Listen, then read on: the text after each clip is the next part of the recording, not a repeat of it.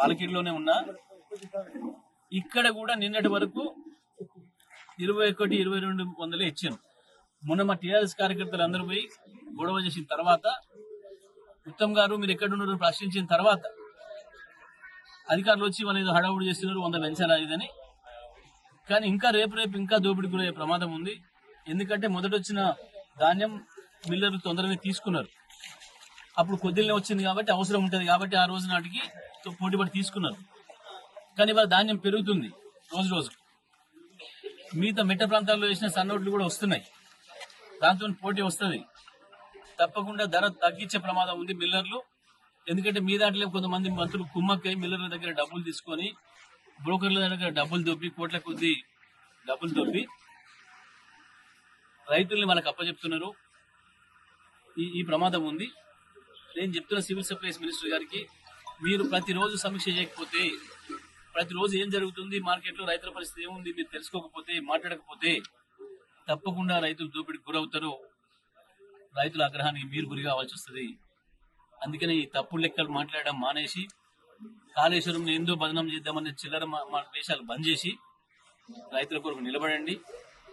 ఈ రైతులు మిమ్మల్ని గెలిపించింది, ఈ రైతులే మీకు వెన్నెముక ఉంది, మీకు రాజకీయ భిక్ష పెట్టింది ఈ రైతులే. వరుసగా 4 సార్లు మిమ్మల్ని గెలిపించింది కూడా. కాబట్టి నేను ఒకటే విజ్ఞప్తి చేస్తున్నా, అబద్ధాల లెక్కలు రాద్దామని, కేసీఆర్ పైన బురద చల్లుదామని, కాళేశ్వరం మీద బురద చల్లుదామని చిల్లర ప్రయత్నాలు మాని రైతాంగం కొరకు ప్రతి నిమిషం ఆలోచించండి. రైతాంగాన్ని కాపాడే ప్రయత్నం చేయండి. ఏర్పడిన తర్వాత ప్రతి రంగంలో విధ్వంసమే జరుగుతుంది. ఇక్కడ అక్కడ అని చెప్పడానికి లేదు. ఒక రంగం బాగుందని చెప్పుకోవడానికి ఏమీ లేదు, చూసుకోవడానికి ఏమీ లేదు. ఈ ప్రభుత్వం వాళ్ళ వైఫల్యాలను కప్పిపెట్టడం కొరకు ప్రతి క్షణం అబద్ధమే మాట్లాడుతుంది. ప్రత్యేకించి మంత్రులు నిన్న మొన్న పడుతున్న తాపత్రయం చూస్తే నవ్వొస్తుంది. మామూలు వాళ్ళకి అర్థమైంది. మొన్న శ్రీధర్ బాబు గారు, తుమ్మల నాగేశ్వరరావు గారు వాళ్ళిద్దరు మీడియా ముందు మాట్లాడుతున్న విధానం చూస్తే, పోలీసులు ఎట్లయితే అప్పుడప్పుడు దొంగల్ని పట్టుకొని 10 రోజులు బాగా ఇంటరాగేషన్ చేసిన తర్వాత మీడియా ముందు ప్రవేశపెట్టి మాట్లాడమంటే ఎట్లా మాట్లాడతారో వాళ్ళ ముఖంలో కళ చూస్తే ఎట్లా ఉంది. నాకు సాధారణమైన ప్రజలు కూడా వైజ్ చెప్పని చెప్పి అడుగుతాను నేను. గతంలో మేము మా ప్రభుత్వం ఉన్ననాడు కేసీఆర్ గారు ఉదయం లేవగానే ఒక ఫోను, సాయంత్రం ఒక ఫోను ప్రతి శాఖకి. ఏం జరిగింది ఈరోజు శాఖలలో? అట్లాగే వ్యవసాయ శాఖకు సంబంధించి ప్రతి క్షణం దాన్ని వెంటబడి ముందు విద్యుత్తును అందించి, తర్వాత నీళ్ళనిచ్చి, రకరకాల సబ్సిడీలు ఇచ్చి, రైతు బంధు ఇచ్చి వ్యవసాయాన్ని ప్రోత్సహిస్తే తెలంగాణలో రైతు ముఖంలో కాస్త కాలు వచ్చింది. కానీ ఇప్పుడు మీరు వచ్చిన దగ్గర నుంచి రైతుకు మళ్ళీ ఏడుపు మొదలైంది. మేము ఛాలెంజ్ చేస్తున్నాం. రైతు ఆత్మహత్యలు పెరిగిన మాట వాస్తవం. మీ నిర్వాహకం వల్ల ఇప్పటి వరకు రైతు బంధు లేదు, రైతు భరోసా ఊస లేదు. కేవలం రుణమాఫీ పేరు మీద ఇచ్చింది 12,000 కోట్ల రూపాయలు. 12,000 అంటే 12,000 కోట్లే. 12,000 కోట్లు మొదటిసారి మాఫీ చేసిన తర్వాత ఇప్పటి వరకు ఒక 150 కోట్ల లోపే ఇచ్చారు తప్ప మిగతా ఎవరైనా క్లియర్ అయిన వాళ్ళు ఉంటే అంత మించి రూపాయి కూడా ఇయ్యలే. కానీ దీని పేరు మీద ఇప్పటివరకు మీరు ఎగ్గొట్టిన రైతు బంధు 14,000, 15,000 కోట్లు. అంతకుముందు యాసింది ఒక 2,000 కోట్లు, దాదాపు 17,000 కోట్లు మీరు ఎగ్గొట్టిన రైతు బంధు. రైతు భరోసా ప్రకారం అయితే దాదాపు 20,000 కోట్లు దాటాలి. 12,000 కోట్లు ఇచ్చి 20,000 కోట్లు ఎగ్గొట్టిరు రైతులకు. ఇప్పటికీ కూడా ముఖ్యమంత్రికి వ్యవసాయంలో ఏం జరుగుతుందో కూడా తెలియదు. ఈ మంత్రులకు కూడా అవగాహన లేదు. అధికారులను పిలిచి కాకి లెక్కలేసి చెప్తున్నారు. నేను ఒకటే మాట అడుగుతున్నా స్పష్టంగా. వ్యవసాయ శాఖ మంత్రిగా తుమ్మల నాగేశ్వరరావు గారు కావచ్చు, సివిల్ సప్లైస్ శాఖ మంత్రిగా ఉత్తమ్ కుమార్ రెడ్డి గారు కావచ్చు, మీరు పంట పండించిన దానికి సంబంధించి ఏదైతే కాకి లెక్కలు చెప్తున్నారో జిల్లా వారీగా, మండల వారీగా, గ్రామాల వారీగా చెప్పగలరా? ఏ మండలంలో ఏ గ్రామంలో ఎంత పండింది? అది మీతో కాదు, మీరు ఇవ్వలేరు. జిల్లాల వారీగా చెప్పండి.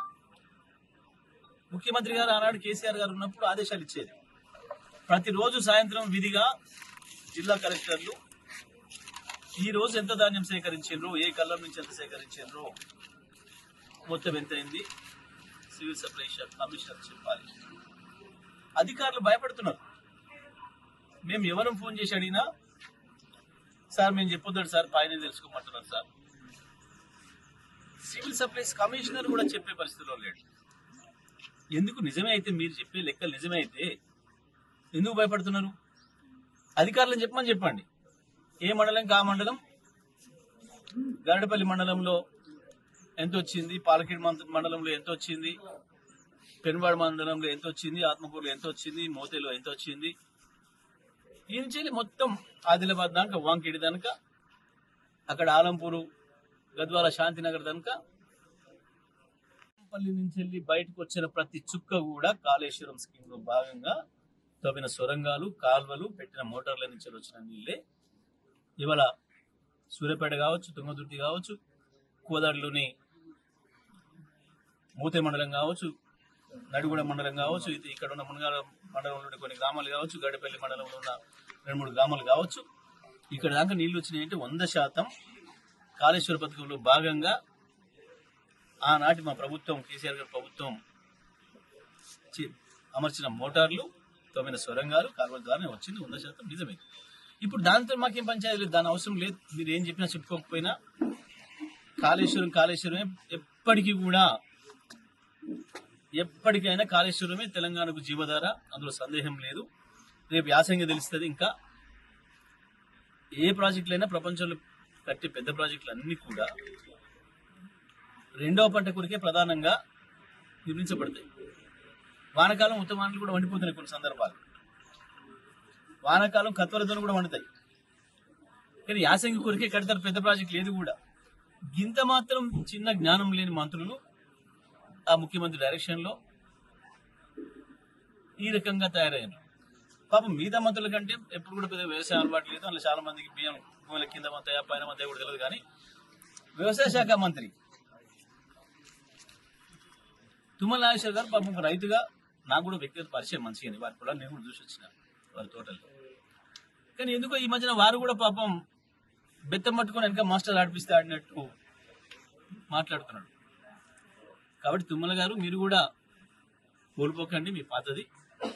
ఎందుకంటే పాపం మీకు చివరి ఎన్నికలు అయ్యాయి. ఎందుకు ఆ ముఖ్యమంత్రి చెప్పిన దాన్ని మాట్లాడి గౌరవం తీసుకోవద్దు. ఉన్నట్టు మాట్లాడండి, వాస్తవాలు మాట్లాడండి.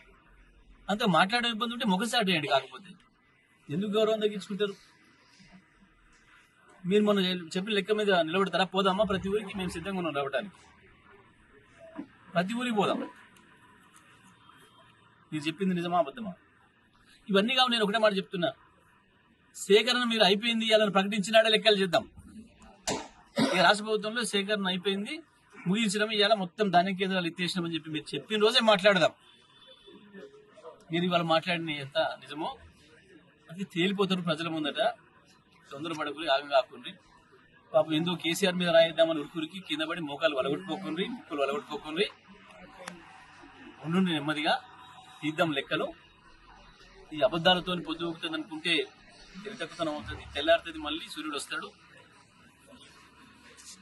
ఈ అబద్ధపు లెక్కలు మానేయండి. ఇప్పటికైనా ఒకటే మా విజ్ఞప్తి, రైతులు దోపిడీకి గురవుతున్నారు. ఎక్కడ కూడా మద్దతు ధర సరిపోని వస్తలేదు, ఎక్కడ కూడా వస్తలేదు.